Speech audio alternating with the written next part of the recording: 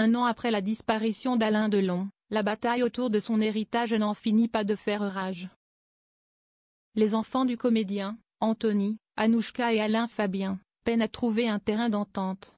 Les procédures judiciaires se multiplient. Et de nouvelles révélations viennent encore complexifier la succession. Alors que la commune de Douchy-Montcorbon prépare une cérémonie d'hommage en août, l'ombre d'Harry Boulogne plane toujours sur le dossier. Mais au-delà des querelles familiales, ce sont surtout les montants colossaux de la succession qui frappent les esprits. Ils sont bien supérieurs aux premières estimations. Héritage d'Alain Delon, des chiffres qui donnent le vertige.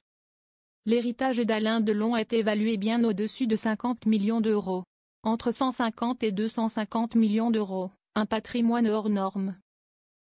À ces revenus s'ajoutent les actifs immobiliers, dont la célèbre propriété de Douchy, estimée à plusieurs dizaines de millions d'euros.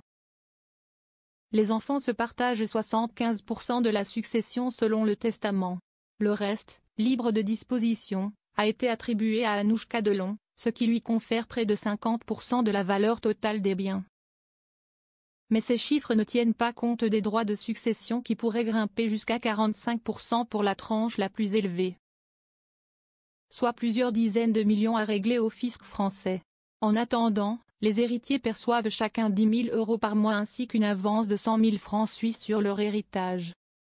Ces sommes, impressionnantes en apparence, ne sont pourtant qu'une goutte d'eau face à l'ampleur des montants en jeu.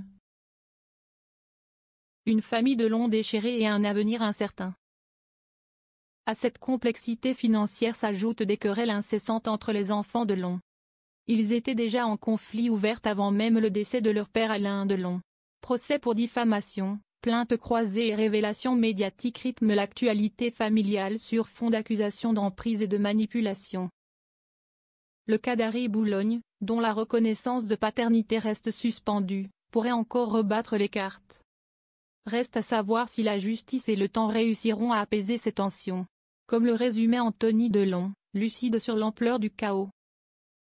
Il faut avancer, même si tout n'est pas réglé. Derrière les chiffres impressionnants de cet héritage se cache bien une famille brisée.